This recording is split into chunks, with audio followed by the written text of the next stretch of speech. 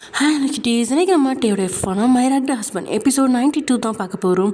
So it's must imagine your self. Okay வாங்க நம்ம வீடியோக்குள்ளே போகலாம். லாஸ்ட் எத்தனை முடிச்சிருந்தோம் அப்படின்னா, இன்னைக்கு ரகுநாதனும் சொன்னேனும் உங்களை கேவலமாக பேசினதுனாலையும் அதே சமயம் டேவை பற்றின சில விஷயங்கள் உங்களுக்கு தெரிஞ்சதுனாலையும் மகேஸ்வரியா டே அடிச்சிட்டாரு அப்படிங்கிறத தெரிஞ்சதுனாலையும் நீங்கள் கொஞ்சம் கோவமாக இருக்கீங்க. அதே சமயம் தியாவும் ஆரியும் சேர்ந்து வினிஷாவை வெளியில் கொண்டு வரதுக்கு ட்ரை பண்ணிட்டு இருக்காங்க. அதாவது வினிஷா அதான் ஜிமினோட தங்கச்சி, அவளையும் இதே மாதிரி ஒரு கிம் ஃபேமிலியில தான் வந்து கல்யாணம் பண்ணி கொடுத்துருக்காங்க. ஆனால் அங்கே இருக்கிறவங்க இதை விட மோசம் அப்படின்னு தான் சொல்லணும். ஆக்சுவலி வினிஷாவுக்கு கல்யாணம் ஆகி 5 நாளில் அவளோட ஹஸ்பண்ட் இறந்துட்டான். ஆனாலும் இன்னுமே அவளை வந்து ஒரு விதவையாக அந்த வீட்லேயே வச்சுருக்காங்க. ஒரு சம்பளம் இல்லாத வேலைக்காரியாக தான் வச்சிட்ருக்காங்க. இப்போ கிட்டத்தட்ட வினிஷா அந்த வீட்டுக்கு போய் 10 வருஷம் ஆச்சு. கிட்டத்தட்ட அந்த 10 வருஷத்துலையுமே ஜிவின் எவ்வளோ ட்ரை பண்ணியிருப்பான் வினிஷாவை பார்க்கறக்காக. ஆனால் அவனால் அவளை பார்க்கவே முடியாது. அப்படியே பார்க்க முயற்சி பண்ணாலும் டேக்கு அதை தெரிஞ்சு போயிட்டே ஜிமினை கூப்பிட்டு திட்டுவான். ஆக்சுவலி டே என்ன நினச்சிட்டு இருப்பான் அப்படின்னா, 16 வயசுலேயே வினிஷா வந்து வேறு ஏதோ ஒரு பையன் கூட ஓடி போக பார்த்தா, அதுவும் கல்யாணம் ஒருத்தனோட ஓடி போக பார்த்தா அப்படின்னு தான் சொல்லியிருப்பாங்க. ஆனால் அதுக்கு காரணமே நம்ம ஜிமின் தான். ஏன்னா வினிஷாவை ரொம்ப நாள் கழித்து நம்ம வீட்டுக்கு கூட்டிகிட்டு வந்து வச்சு பார்த்துக்கணும் அப்படின்னு சொல்லி ஆசையாக எப்படியோ ஜிமின் டே கிட்ட சொல்லி எல்லாத்தையும் வற்புறுத்தி கொண்டு வந்து வீட்டில் வச்சு வளர்த்திட்டு இருப்பாங்க. அப்படி இருந்து சும்மா ஒரு வாரம் தான் இருந்திருப்பான் வினிஷா. ஆனாலும் அந்த ஒரு வாரத்தில் லக்ஷ்மி வினிஷாவை அப்படியே பாசத்தை தீர்த்து அப்படி வளர்த்துருப்பாங்க. இங்கே கிழமை சுனில் ரகுநாதன் இவங்க 3 பேரும் சேர்ந்தான் எப்படியும் அவளை வந்து வீட்டில் வச்சிருக்கூடாது, அதுக்கு நமக்கு தான் அற்பசக்கணும் அப்படின்ற மாதிரி சொல்லி அவளை வெளியில் அனுப்பணும் அப்படிங்கிறதுக்காகவே அவளுக்கு வந்து ஒரு மாப்பிள்ளை பார்ப்பாங்க. அந்த மாப்பிள்ளை பார்க்குற விஷயம் தெரிஞ்சு தான் ஜிமின் வந்து இன்னொருத்தங்க கூட, அதாவது அவனுக்கு தெரிஞ்ச ஒருத்தங்க கிட்ட நீங்கள் வந்து வினிஷாவை கூட்டிகிட்டு எங்கேயாவது கொண்டு போய் விட்டுட்டு வாங்க, அவள் சேஃபாக ஒரு இடத்துல வச்சுருங்க பார்த்துக்கோங்க அப்படின்ற மாதிரி விட்டுருப்பான். அதை வந்து இவங்க என்ன பண்ணிடுவாங்க அப்படின்னா, வினிஷா யாரோ ஒருத்தவங்க கூட ஓடி போயிட்டா அப்படின்ற மாதிரி பிளேட்டை மாற்றி விட்ருவாங்க. ஸோ இப்போ இந்த 10 வருஷமாக வினிஷா அந்த வீட்டில் படாத பாடுபட்டுட்டு இருக்கா. அவள் கூடயே இன்னொரு பொண்ணும் இருக்கா சூடாமணின்னு சொல்லிட்டு. அந்த பொண்ணு கல்யாணமே ஆகாமல் நிச்சயம் முடிஞ்சு அந்த பையன் செத்து போயிட்டான் அப்படின்னு சொல்லி அவளையும் விதவை அப்படின்னு சொல்லி உட்கார வச்சுருக்காங்க. சூடாமணியும் வினிஷாவும் தான் அந்த வீட்டில் ஃப்ரெண்ட்ஸு. ஸோ அவங்க 2 பேரும் பிளான் பண்ணி தியா கிட்ட வந்து கேஸ் கொடுக்கணும் அப்படின்னு சொல்லிட்டு வந்திருப்பாங்க. இத்தனை நாள் கழித்து இப்போ தான் புத்தி வந்திருக்கும் போல். சரி ஓகே வந்து கொடுத்துருப்பாங்க. தியாவும் வந்து அவங்கள பார்த்துட்டு ஓகே நான் அவங்கள காப்பாற்றுறேன் அப்படின்னு சொல்லிட்டு அந்த வீட்டுக்கு வந்து போலீஸோடு போயிருப்பா. அப்படி போகிறப்ப வினிஷா வந்து இல்லை நான் நல்லா மகாராணி மாதிரி இருக்கேன் அப்படின்னு சொல்லி உங்களை வந்து நிற்க வச்சுருவாங்க. அவளை சொல்லி மிரட்டி சொல்லுவாங்க. அந்த மாதிரி அவளும் வந்து ட்ரெஸ்லாம் பண்ணிவிட்டு பயங்கர நீட்டாக நான் வந்து விதவையெல்லாம் கிடையாது, நான் மகாராணி மாதிரி இந்த வீட்டில் இருக்கேன், நீ அப்படி பார்த்துக்கிறாங்க அப்படின்னு சொல்ல வச்சுருவாங்க. இவ்வளவும் சொல்லிடுவா, அதாவது வினிஷா வந்து அந்த மாதிரி சொல்லிடுவா. ஸோ தியாவும் வேறு வழி இல்லாமல் அங்கேருந்து மூக்கடைஞ்சு போயிடுவா. ஆனாலும் இதை விட மாட்டேன் அப்படின்ற மாதிரி தியா பயங்கர இதை ஃபோர்ஸில் தான் இருக்கா. ஏன்னா வினிஷாவை வெளியில் கொண்டு வரணும் அப்படிங்கிறதுக்காக. அண்ட் இங்கே ஆரியும் வினிஷாவை பார்த்துருவான். வினிஷாவை பார்த்த செகண்டே அவனுக்கு புரிஞ்சிடும் இது நம்ம மீனுக்குட்டி தான் அப்படின்னு சொல்லிட்டு. ஆக்சுவலி வினிஷா வந்து ஆசிரமத்துலேருந்து ஸ்கூல் போயிட்டுருப்பா இல்லையா, அப்போது ஆரி போயிட்டுருக்க அந்த ஸ்கூலில் தான் இவளும் வந்து போயிட்டுருப்பா. அப்போ தான் 2 பேர்த்துக்கும் கனெக்ஷன் இருக்கும். அப்போ வினிஷா நல்லா பப்ளுவாட்ட நல்லா என்ன சொல்கிறது குண்டாக இருப்பா. ஆரிக்கிட்ட வந்து காசு வாங்கி ஏ ஆரி நான் உன்னை நல்லா பார்த்துக்கிறேன்டா, யாராவது உன்னை அடிக்க வந்தாங்கன்னு வச்சுக்கோ என் பேரை சொல்லு, நான் இந்த ஏரியா ரவுடி தெரியுமா அப்படிங்கிற மாதிரிலாம் பில்டப் பண்ணிகிட்டு இருப்பா. ஆக்சுவலி வினிஷா அந்த மாதிரி ஒரு கேரக்டர் தான். பயங்கர சுட்டி பயங்கர ஃபோர்ஸாக இருப்பா. தியாவை விட பயங்கரமாக இருப்பா அவள். ஆனால் இந்த வீட்டில் கொண்டு வந்து அவளை அடக்கி ஒட்டுக்கி வச்சுருக்காங்க. அவ்வளோ எல்லாத்துக்கும் பயந்துட்டு தான் இருந்திருப்பா. பட் இப்போது இதுக்கு மேலே பயப்படக்கூடாது அப்படின்னு சொல்லிட்டு தியாட்ட போய் கம்ப்ளைண்ட் கொடுத்துருப்பா. ஆனால் அதுவும் ஊற்றிக்கிச்சு. பட் ஆரி வந்து அவளை பார்த்தோன்னே புரிஞ்சுக்கிட்டான் இது நம்ம மீனுக்குட்டி தான். முதல்ல மிஸ் பண்ணிட்டான், ஆனால் மறுபடியும் நான் மிஸ் பண்ண மாட்டேன் அப்படிங்கிறதுக்காகவே தியா கிட்ட மயூரியும் தியாவும் கார் ஓட்டிகிட்டு போய் காரை உடச்சிருப்பாங்க இல்லையா, அதுக்கான எக்ஸ்பென்சஸ் பதிலாக என் கூட சேர்ந்துக்கோ, அதாவது என் கீழே லாயராக சேரு அப்படின்னு சொல்லியிருப்பான் இல்லையா. அப்போ தான் வந்து வினிஷாவை நீ எனக்காக வெளியில் கொண்டுட்டு வரணும் அப்படின்ற மாதிரி அவன் சொல்லியிருப்பான். ஸோ அதுக்காக தான் தியாவும் ஆரி கூட சேர்ந்து கை கோத்து இப்போ வந்து இருக்காங்க வினிஷாவை வெளியில் கொண்டு வர பிளானில். ஓகே இப்போ ப்ரெசண்ட்டுக்கு வருவோம். சஜித்தை வீட்டில் இறக்கி விட்டு கொஞ்சம் தூரம் வந்ததுமே ஸ்கூட்டி பஞ்சர் ஆயிடுச்சு. கொட்டு மழையில் திரும்பி போகவும் முடியல. பக்கத்தில் மெக்கானிக் ஷாப்பும் இல்லாமல் போக ஸ்கூட்டியாக ரொம்ப நேரமாக மேம்பாலத்துக்கு மேலே தள்ளிக்கிட்டே நடந்தவா. அப்போவே காலில் விழாத குறையாக சொன்னான், ரெயின் கோட் வச்சுக்கோ, இல்லைனா மழை நின்னதுக்கப்புறம் வீட்டுக்கு போகணும். கேட்டேனா எல்லாம் எனக்கு தேவை தான். என் வாழ்க்கையே சூனி வச்ச மாதிரி இருக்குது, எல்லாம் கிழவியோட சாபமாக தான் இருக்கும் அப்படின்னு சொல்லிட்டு நடந்த தியாவோட மொபைல் ரிங் அடிக்குது. யார் அது அப்படின்னு பாலித்தீன் கவலார மூடி வச்சிருந்த மொபைலை எடுத்து பார்க்குறா. டேயோட வீட்டில் இருக்கிற ஒரு பாடி கார்டோட நம்பராக இருக்குது.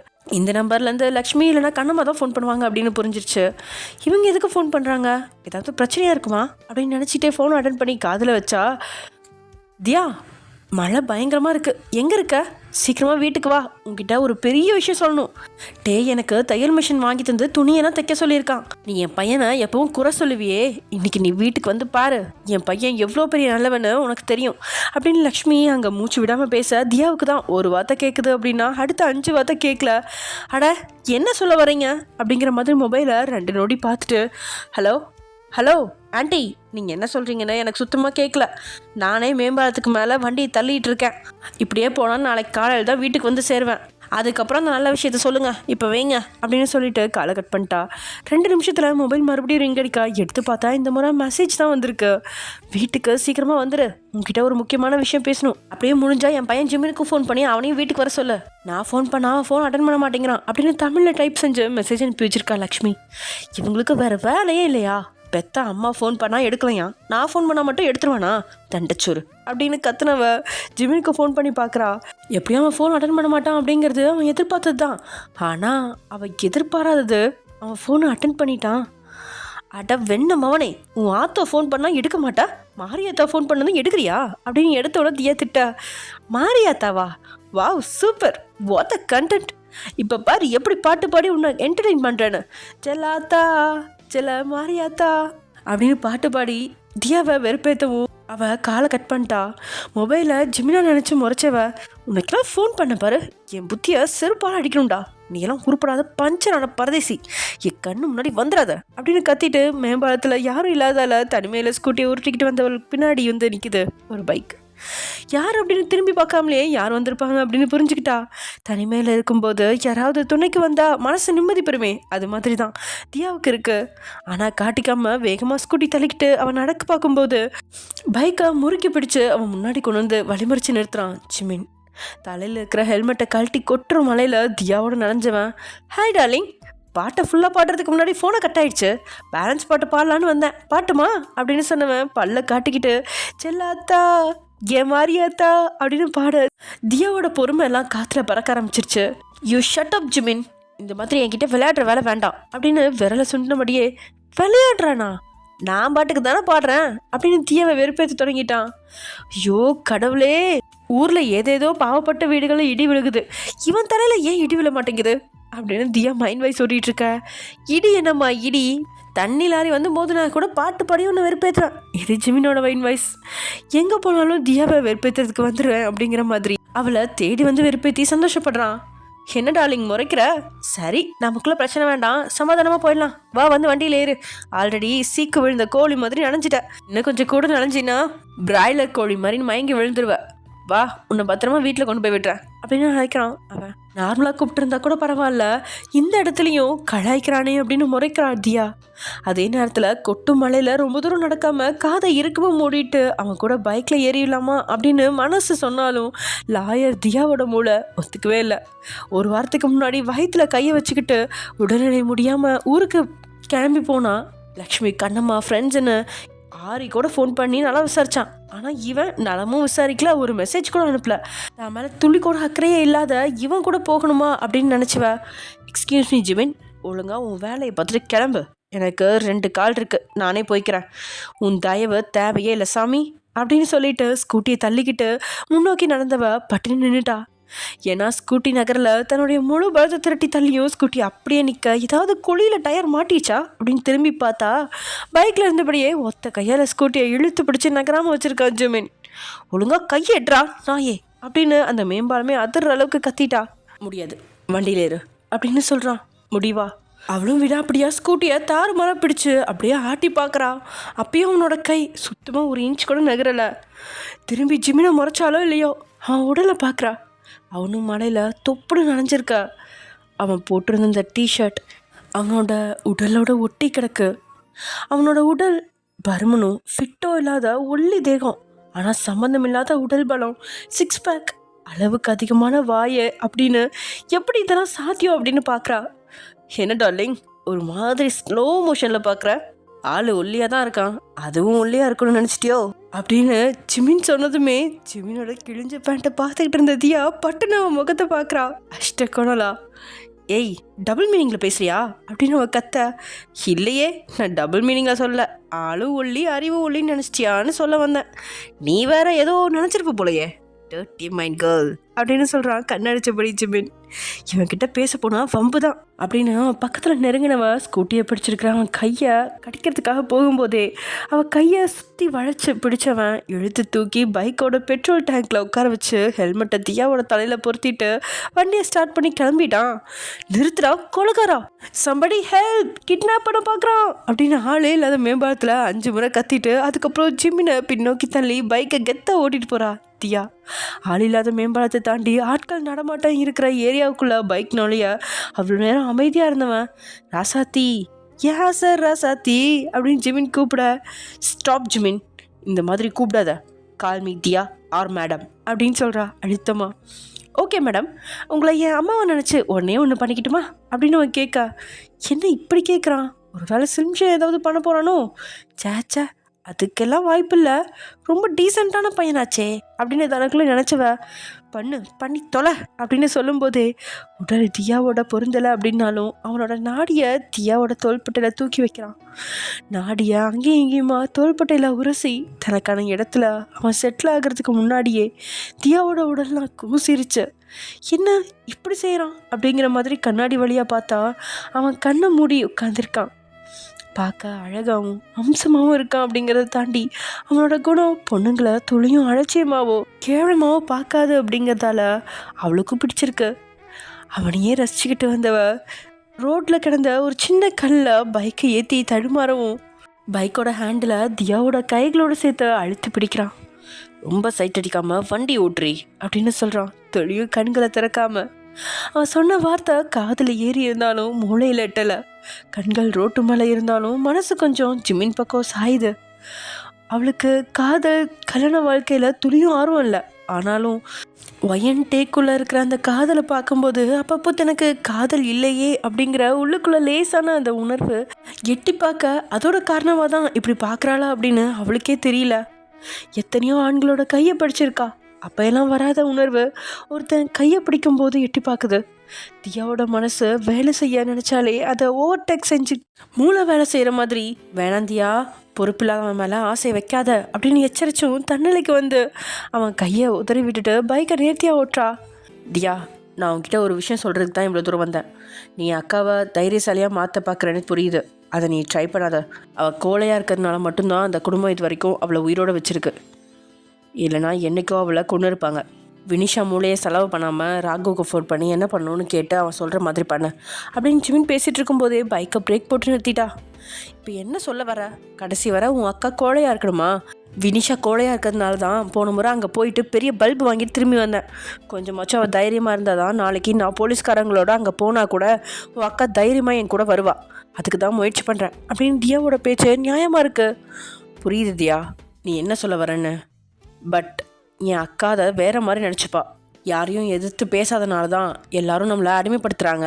நம்ம எதிர்த்து பேசினா அவங்க அடங்கி போவாங்கன்னு தப்பாக நினச்சிக்கிட்டா அவளுக்கு தான் பிரச்சனை. அவள் ரொம்பவே தைரியசாலி. அவளை மாதிரி ஒரு தைரியமான பொண்ணை இது வரைக்கும் நான் பார்த்ததே இல்லை. நீலாம் அவள் கால் தூசிக்கு சமம், பட் புரிஞ்சுக்கோ அப்படின்னு சொல்கிறா ஜிமின். வினிஷாவோட உண்மை குணம் தெரியாதனால என்னவோ ஜிமின் சொன்னது அவளுக்கு மண்டையில் உரைக்கவே இல்லை. கோவமாக தான் வருது. ஏதோ சொல்கிறதுக்காக வந்தவ சட்டுன்னு ஒரு நொடி அமைதியாக யோசிக்கிறா. வினிஷா கிட்ட தியா பேசுனது இவனுக்கு எப்படி தெரிஞ்சிச்சு? ஏய், என்ன ஆள் வச்சு வாட்ச் பண்ணிட்டு இருக்கேண்ணா அப்படின்னு தியா முறைக்க. சாரி மேடம், அந்த அளவுக்கு ரிஸ்க் எடுக்க மாட்டேன். உன் ஆஃபீஸ்க்கு வெளியே டீ கடை இருக்கே, அங்கே இருக்க சிசிடிவி கேமராவை ஹேக் பண்ணி பார்த்தேன் அப்படின்னு சொல்கிறான் பல்ல காட்டினபடியே. இப்படியே அடுத்தவன் கேமராவை ஹேக் பண்ணி பார்க்கறதுக்கு பேசாமல் ஹேக்கர் வேலைக்கு போனால் கூட வருஷத்துக்கு 1 லட்சம் ரூபாய் சம்பாதிக்கலாம். அதை விட்டுட்டு சின்ன பிள்ளைத்தனமாக பண்ணிகிட்டு இருக்கா அப்படின்னு சொல்லி அவனை திட்டிகிட்டு இருந்தவ மூளையில் இன்னொரு விஷயமும் உரைக்கா. உன் அக்கா இன்றைக்கி வருவாங்கங்கிற விஷயம் எனக்கும் ஆரிக்கும் மட்டும்தானே தெரியும். ஆனால் நீ கரெக்டாக கேமராவை ஹேக் பண்ணி பார்த்துருக்கேன்னா கண்டிப்பாக உன் அக்காவை பார்க்கறதுக்காக அந்த கேமராவை ஹேக் பண்ணல, என்னை பார்க்கறதுக்கு தானே கேமராவை ஹேக் பண்ண அப்படின்னு தியா கேட்ட வார்த்தையில் பட்டுன்னு கண்ணை திறக்கிறான். மழையிலையும் வியர்வை தலையிலேருந்து வடிகிற மாதிரி தான் அவனோட ரியாக்ஷன் இருக்குது. ஒரு வார்த்தையில் எப்படி கண்டுபிடிச்சா அப்படின்னு அவனுக்கே தடுமாற்றம் வந்தாலும் ஒத்துக்காம, ரொம்ப சிம்பிள், ஆரியும் நீயும் பேசிகிட்டு இருந்தீங்களே அதை ஹேக் பண்ணி கேட்டேன், அதான் ஜஸ்ட் அப்படின்னு சொல்லும்போதே, அப்படின்னா நீ என்னோடய மொபைலையும் ஹேக் பண்ணியிருக்க, நான் எங்கே இருக்கேன் எங்கே போகிறேன்னு வாட்ச் பண்ணிகிட்ருக்கியா? பரவாயில்லையே, என் மேலே ரொம்ப அக்கறையாக இருக்க போல அப்படின்னு கேட்டு மறுபடியும் லாக் ஆக்கிட்டா. அவளோட மொபைலை ஹேக் செய்கிறான் அப்படின்னு கோவப்படாமல் அமைதியாக அவள் சிரிக்கும் போதே ஜிமினுக்கு தடுமாற்றமாக போயிடுச்சு. உண்மையில அவளை வாட்ச் பண்ணுறான் தான், பாதுகாப்பு கொடுக்க நினைக்கிறான். ஆனால் வெளிப்படையாக சொன்னால் அவளுக்கு தான் மேலே கரிசனை வந்து காதலாக மாறி தலையில் குடும்ப பொறுப்பாக வந்து விழுந்துருமோ அப்படின்னு உஷாராயிட்டான். சட்டுன்னு பைக்லேருந்து கீழே இறங்கினவன், ஏதியா நீ உன்னோட டைரியில் சின்ன வயசு ஆசைன்னு மழையில் நனைஞ்சிட்டே டான்ஸ் ஆடணும்னு எழுதி வச்சிருந்தே, இன்னைக்கு ஜோராக மழை பெய்யுது, அவ்வளவா ஆள் கூட்டமும் இல்லை, வரீங்களா மேடம், டான்ஸ் ஆடலாம் அப்படின்னு சொல்லிட்டு கையை நீட்டுறான் ஜிமின். பேசிகிட்டு இருந்த வார்த்தையிலேருந்து சட்டுன்னு டைவர்ட் ஆனவ, போடா மஞ்சு தவளை, மழையில் டான்ஸ் ஆடணுமா, அரை மணி நேரம் நினச்சதுக்கே கை காலெலாம் நடுங்கிட்டு இருக்கு, இதில் டான்ஸ் வேறு டான்ஸு, நான் கிளம்புறேன்ப்பா, நீ வேணா முட்டியோட டான்ஸ் ஆடிட்டு உசுரோட இருந்தால் வீடு வந்து சேரு, உன் அம்மா உன்னை தேடிட்டு இருக்காங்க அப்படின்னு தியா சொல்ல, ஓகே யுவர் விஷ் அப்படின்னு சொல்லிட்டு தள்ளி வந்து நிற்கிறான். தொலைஞ்சான்டா சனிய அப்படின்னு சொல்லிட்டு ஹெல்மெட்டை தலையில் போட்டு பைக்கை ஸ்டார்ட் செஞ்சா பைக் ஸ்டார்ட் ஆகலை. அடக்கருமமே, இது வேற மக்கர் பண்ணுதே அப்படின்னு கிக்கரில் அடித்து ஸ்டார்ட் செய்ய பார்க்கும்போது தான் பைக்கில் சாவி இல்லாத கவனிக்கிறா. திரும்பி பார்த்தா கை விரலில் பைக் சாவியோட கீ செயினை போட்டு சுழட்டிட்டு இருக்கான் ஜிமின். என்ன பார்க்குறீங்க பார்ட்னர், டான்ஸ் ஆட வரீங்களா அப்படின்னு சொல்லிட்டு சாவியை பேண்ட் பாக்கெட்டில் போட்டான். ஹெல்மெட்டை கழட்டி தூக்கி வீசுறா. ஜஸ்ட் மிஸ்ல விலகிட்டான். ஹேண்ட்பேக்கில் கையை விட்டு சின்ன கத்தியை தூக்கிக்கிட்டு, இன்னைக்கு நீ செத்துறா அவனை அப்படின்னு சொல்லிட்டு நெருங்கி வந்தவளை பட்டுன்னு பிடிச்சு ஒரு சொல்லிட்டு தான் கை வளைவுக்குள்ள கொண்டு வர்றான். அதுக்குள்ள நெஞ்சுக்குள் பெய்திடும் மாமலை அப்படின்னு ஜிமினோட பேக்கெட்டில் மொபைல் பாடலை ஒழிக்க, ஜிமின் கையை விடு அப்படின்னு சொல்கிறதுக்குள்ள அவளை சுழட்டி தூக்கி காற்றுல மிதக்கிற மாதிரி அந்த இடத்துல சுழட்டி தூக்குறான். ஒரு நொடி கண்ணே பிதுங்கி வெளியில் வர மாதிரி இருக்கு. ஜிமின் ஸ்டாப் இட், இப்படி பண்ணாத அப்படின்னு சொல்லிக்கிட்டு இருந்த தியாவை மழையில் ஹிதமாக தன்னுடைய கை அசைவுகளால் அவள் கைகளையும் உடலையும் அசைய வச்சுட்டான். ஆரம்பத்தில் முரண்டு பிடிச்சாலும் சில செகண்ட்ஸ்க்கு அப்புறம் அது அவளுக்கும் பிடிச்சிருக்கு. அவளுக்கும் இது மாதிரி ஆசையெல்லாம் உண்டு. ஆனாலும் ஈடுபாடு காட்டாமல் வேலை பொறுப்பு அப்படின்னு ஓடிட்டா. ஒரு நாள் திரும்பி வாழ்க்கையை பார்க்கும்போது வாழ்க்கையில் சின்ன சந்தோஷமான பொக்கிஷங்களை இழந்துட்டேன் அப்படின்னு வேதனைப்பட்டு இருந்தவளை மழலை வாழ்க்கைக்குள்ள அவன் கொண்டு போனது மாதிரி தோண. பெருசாக அந்த நடனம் தொடரல அப்படின்னாலும் 3 நிமிஷம் தொடர்ந்துருந்துச்சு. தொந்தரவு செய்ய யாருமே இல்லை. இதமாக பாடல் காதில் கேட்க கொட்டும் மழையில் நனைஞ்சிக்கிட்டே ஆடி ரசிச்சுட்டு இருந்த தியாவோட முக ரியாக்ஷன் அவனுக்கு பிடிச்சிருக்கு. சிரித்து மகிழ்வாக ஆடுற தியாவோட சந்தோஷத்தில் தான் நிதானத்தை கொஞ்சம் தவற விட்டான் ஜிமின். பொறுப்பாக அவளோட விரல்களை பற்றி இருந்த அவனோட நீண்ட விரல்கள் அவளோட கைகளை மென்மையாக வருணபடியே அவனை அறியாமலேயே அவளோட இடையை பற்றி பிடிக்குது. உடல் லேசாக ஒரு சில அளவுக்கு நெருங்குது. டான்ஸ் ஆடிட்டு இருந்த தியாவுக்கும் அவனோட கைகள் இடுப்பை பிடிக்குது அப்படின்னு புரிஞ்சும் கோபமும் வரல, தடுக்கவும் தோணாமல் அவனோட கை வளைவுக்குள்ளேயே இருக்கா. தாயோட கருவறைக்குள்ளே இருந்தா என்ன உணர்வு வருமோ அது மாதிரி அவன் கை வளைவுக்குள்ளே இருந்த தியாவுக்கு அவன் தான் அவளோட ஜீவன்ற மாதிரி தோண அவளை அப்படியே சுரட்டி தன்னை பார்க்கும்படி நிறுத்துறான். சூடான மூச்சு காத்தோட 2 பேர்த்தோட கண்களும் நேருக்கு நேராக மோதுது. வானத்தில் மின்னல் அந்த மின்னலோட தாக்கத்தை விட 2 பேர்த்தோட கண்களையும் கரண்ட் பாஸ் ஆகிட்டு இருக்கு காரணமே இல்லாமல். 2 பேர்த்துக்கும் மூச்சு இறைக்க அனுமதி கேட்காம அவளோட டிஷர்ட்குள்ளே கையை நுழைக்கிறான். ஒல்லியான இடுப்பாக இல்லாமல் செழுமையாக இருந்த அவளோட இடுப்பை பற்றி பிரித்து வன்மையாக அழுத்துறான். அவனோட அழுத்தத்தில் லேசாக வலியும் உணர்ச்சியும் கலக்க தியாவோட கால் பெருவிரல் மட்டுமே தரையில் ஊனி இருக்க உடல் கொஞ்சம் உயர அவன் கை புஜங்களை பற்றி பிடிக்கிறா. அவளோட இறுக்கமான பிடி என்ன சொல்லிச்சோ அப்படிங்கிற மாதிரி மூக்கு உரச கண்கள் பேச காதல் கவிதை பிறக்கிற நேரத்தில் கவிஞனோட பேனா அப்படிங்கிற உதடு பெண்ணோட இதழில் எழுத துடிக்க அவனோட உணர்வுகள் புரிஞ்சதாலே என்னவோ கண்களை மென்மையாக மூடிட்டா. டிஷர்ட்டில் இருந்த ஒரு கையை எடுத்து அவள் கண்ணத்தை பற்றி பிடிச்சு தன்னோட இழுத்துவான். அவள் இதழ் பதிக்க நெருங்குற தருணம். உங்களுக்கெல்லாம் அவ்வளோ சீன் இல்லை, நீங்கள் நினைக்கிறதெல்லாம் நடக்கவும் விட மாட்டேன் அப்படிங்கிற மாதிரி ஒரு டேங்க் தண்ணி அவங்க மேலே கொட்டின மாதிரி அந்த வழியாக போன லாரி ரோட்டில் தேங்கி நின்ற தண்ணியை 2 பேர் மேலேயும் அடிச்சுட்டு போயிடுச்சு. உணர்ச்சி பெருக்கெடுத்த கடலில் நின்றவங்க பட்டுன்னு விலகிட்டாங்க.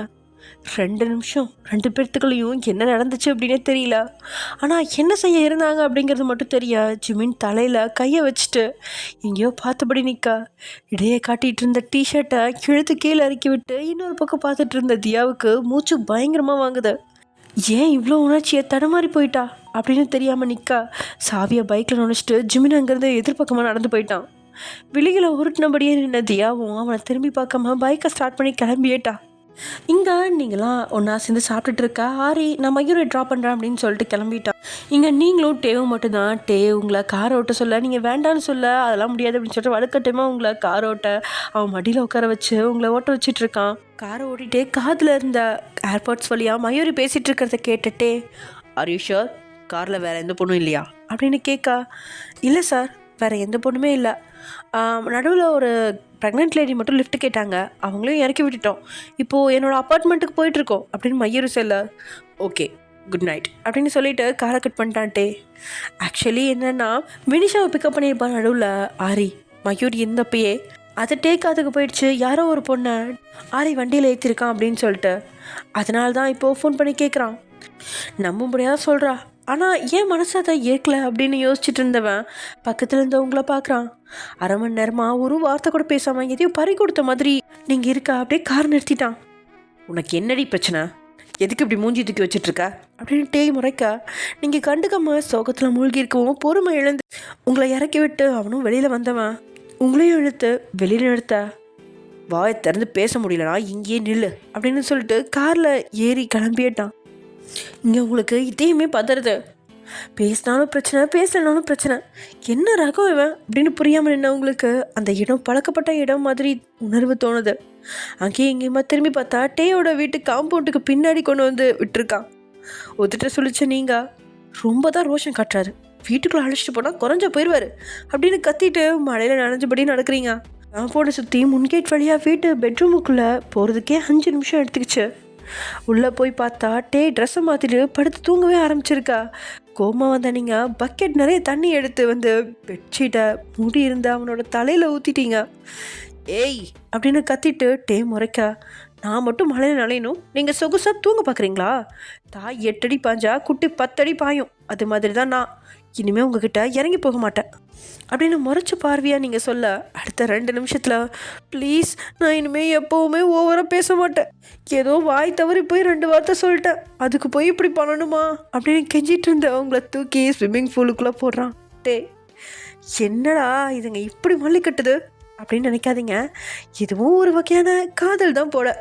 ஓகே ஃப்ரெண்ட்ஸ், இதோட இந்த எபிசோட முடிச்சுக்கலாம். நெக்ஸ்ட் எபிசோடில் பார்க்கலாம். Okay bye.